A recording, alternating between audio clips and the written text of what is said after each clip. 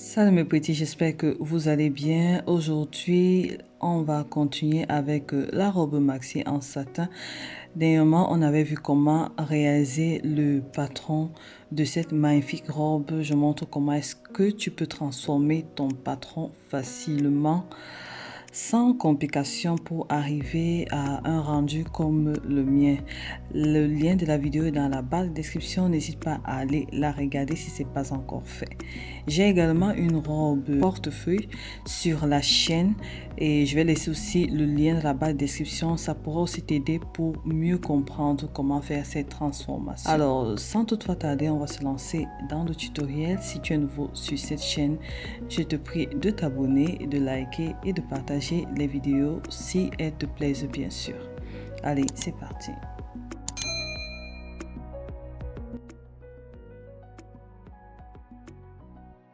Alors, avant de commencer, il faudrait te rassurer que tu as une aiguille qui est adaptée. C'est une aiguille de 70/10, comme tu peux voir là sur l'image. C'est pour les tissus fins. Et voilà quoi. Ensuite, il y a une astuce que j'ai lue qu'il faut pulvériser de l'amidon, de l'eau amidonnée, quelque chose comme ça. J'ai pas encore essayé personnellement, mais je le ferai prochainement.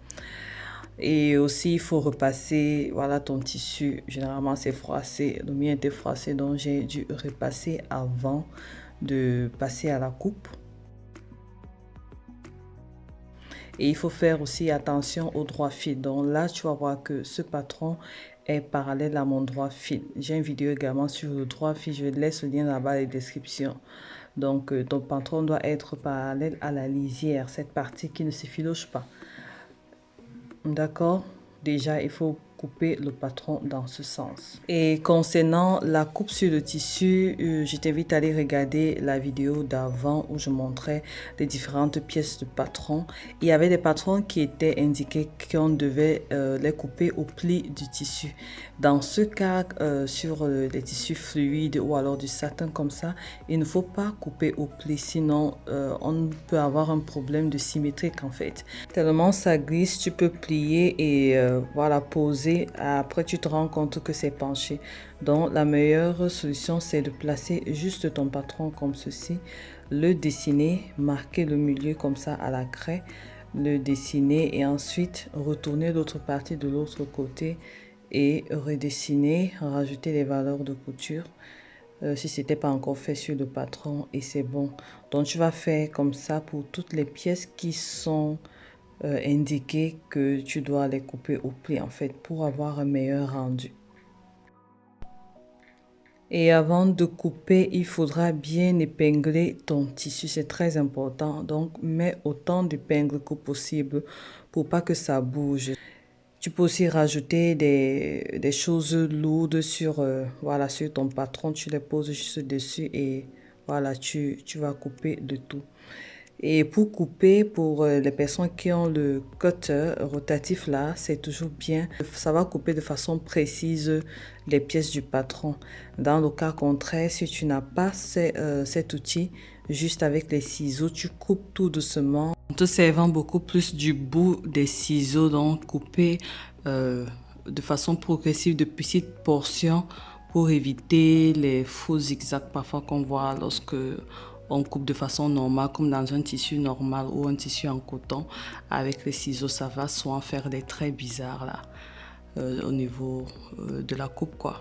Donc, petit à petit, prendre des petites portions et moi, j'ai trouvé que comme ça, la coupe, elle est plus jolie, quoi. On a moins de dégâts. Et pour les parties qui seront pliées comme ça, il faudra marquer l'écran, pardon, l'écran pour marquer en tant que repère. Donc, sur chaque milieu, tu marques l'écran. C'est plus facile lors de l'assemblage. Pareil sur les bandes de la robe et tout et tout. Alors, j'ai déjà cousu mes pinces de dos et de devant. C'est-à-dire les pinces de taille de dos, c'est déjà cousu. Et les pinces de côté de devant aussi sont déjà cousues. La prochaine étape, c'est juste, je vais faire endroit contre endroit. Et je vais passer à la machine. À 1 cm du bord. Il te faudra aussi du thermocollant pour thermocoller les pièces de la parmenture devant et dos. Après avoir thermocollé, tu vas les assembler exactement comme tu as assemblé, voilà, la partie haut de la robe. Et dans mon cas, comme j'ai pas de surjeteuse en ce moment, j'ai fait un petit tourlet là pour que ce soit quand même un peu plus propre. Ensuite, avec le corsage, j'ai assemblé endroit contre endroit et j'ai passé à la machine à 1 cm du bord. Et ensuite, à l'aide de mes ciseaux, j'ai cranté à ce niveau. Je t'invite vraiment à regarder ma vidéo sur la robe portefeuille. C'est le même processus que je fais pour travailler le haut de la robe. Et ensuite, ici, je vais passer une surpiqûre là pour bien coucher cette partie. Ça aussi, on a déjà l'habitude de faire ça sur la chaîne. Donc voilà à quoi ça ressemble. La prochaine étape, c'est juste de passer une petite couture à ce niveau, juste pour bloquer la parmenture. Vraiment une couture à 0,5 mm des deux côtés. Lorsque c'est fait, je vais retourner mon vêtement. Je vais juste faire endroit contre endroit. Je vais passer à la couture à 1 cm du bord. Ensuite, je vais prendre mes différentes bandes. Il faut te repérer sur la vidéo sur le patron pour mieux comprendre les bandes. J'ai au total 2 bandes pour le dos et 4 bandes pour le devant. Et il y a les bandes qui sont thermocollées. Une bande du dos est thermocollée tandis que l'autre n'est pas thermocollée. Et 2 bandes du devant sont thermocollées tandis que les 2 autres ne sont pas thermocollées. Je fais juste endroit contre endroit. Je vais assembler la bande du dos avec les 2 bandes de devant. Endroit contre endroit. Et je vais passer à la couture à 1 cm du bord. Et je vais faire pareil pour les 3 autres bandes.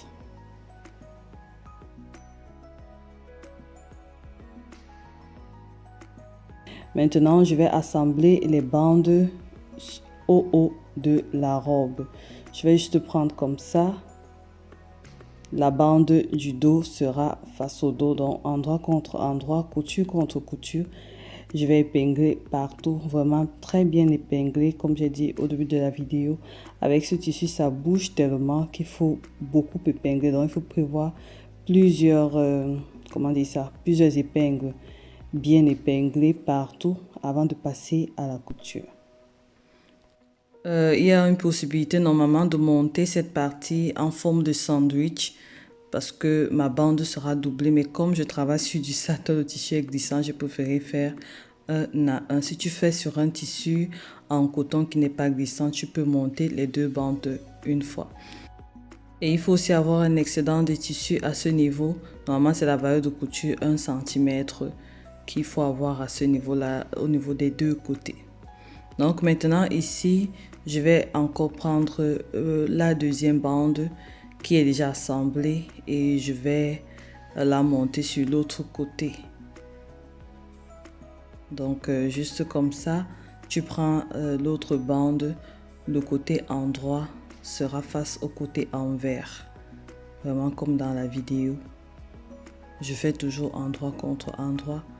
Je vais passer à la couture à 1 cm du bord. Lorsque c'est fait, tu vois, lorsque je replie comme ça là, notre bande elle est déjà doublée. Alors là, j'ai terminé de monter. La prochaine étape, c'est de surpiquer à ce niveau pour faire coucher la bande de l'intérieur. Un peu comme quand on coupe souvent une jupe droite avec la bande de ceinture, c'est le même principe. Voilà, ensuite sur un côté, je vais fermer la couture. Donc je laisse la bande comme ça, endroit contre endroit. Et je vais fermer la couture à 1 cm du bord. Je vais couper l'excédent de tissu. C'est à ce niveau-là que moi j'ai prévu placer une boutonnière.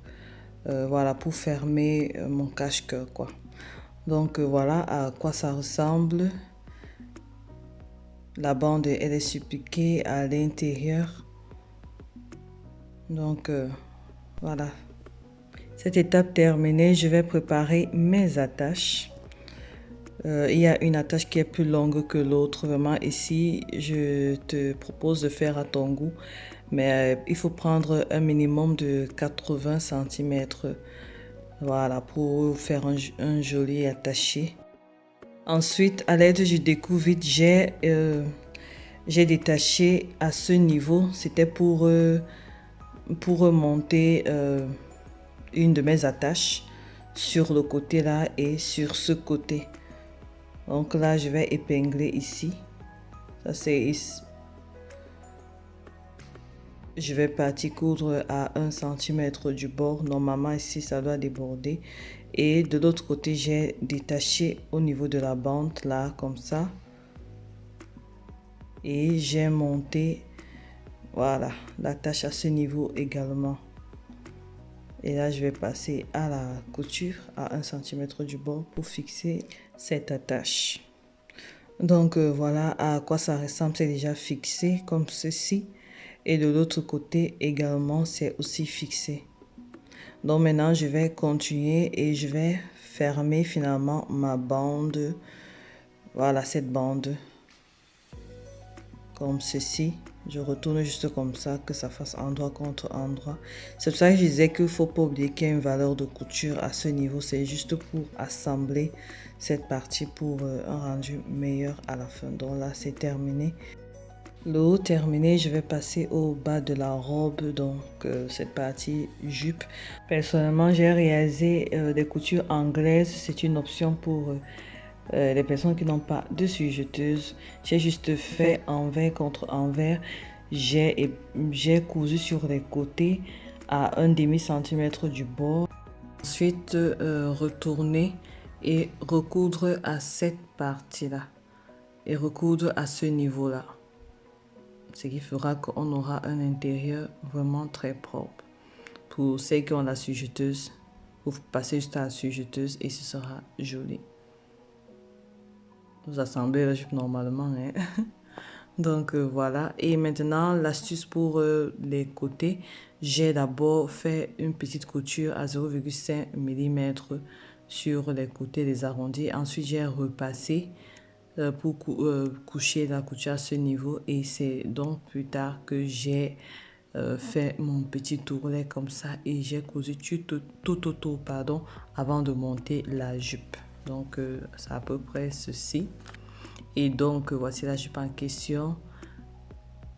J'avais fait les ourlets tout autour et maintenant je vais prendre le haut de ma robe et je vais monter cela endroit contre endroit. C'était pas facile parce que la robe était longue, ça glissait, il fallait filmer franchement.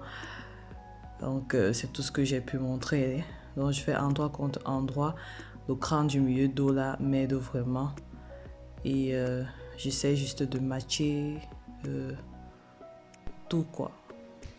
Donc voilà, comme tu peux voir, j'ai monté la bande au bas de la jupe, mais tu vois bien que c'est juste la bande de l'extérieur en fait. Maintenant je vais prendre la bande de l'intérieur et je vais juste plier mon 1 cm de valeur de couture et passer à la couture et c'est tout, comme on a l'habitude de faire la bande du pantalon ou alors la bande de la jupe. Et c'est ici que j'ai prévu placer ma boutonnière, mais ça je vais placer ça plus tard lorsque j'aurai à faire mon ourlet. Et pour les manches, j'ai la vidéo sur comment réaliser une manche volante. Voilà, je vais laisser également le lien dans la barre de description. Moi, j'ai fait une double manche, dont j'ai coupé comme ça 2 fois avec un tissu différent. Donc voilà, j'ai mis mon bouton également. Là, il doit être, quand tu seras en train de faire, tu vas voir là où tu dois le placer et j'ai réalisé ma boutonnière quoi.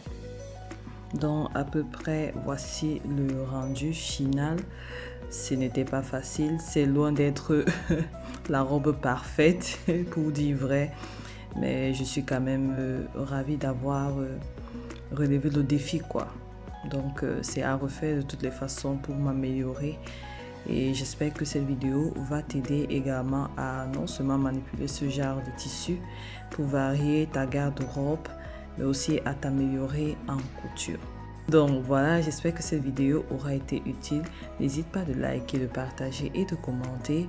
Et surtout de t'abonner si ce n'est pas encore fait. Moi, je te donne rendez-vous pour la prochaine fois pour une nouvelle vidéo. Que Dieu te bénisse, porte-toi bien et gros bisous. Bye bye. I just realized I've built walls a mile high to protect my heart, but now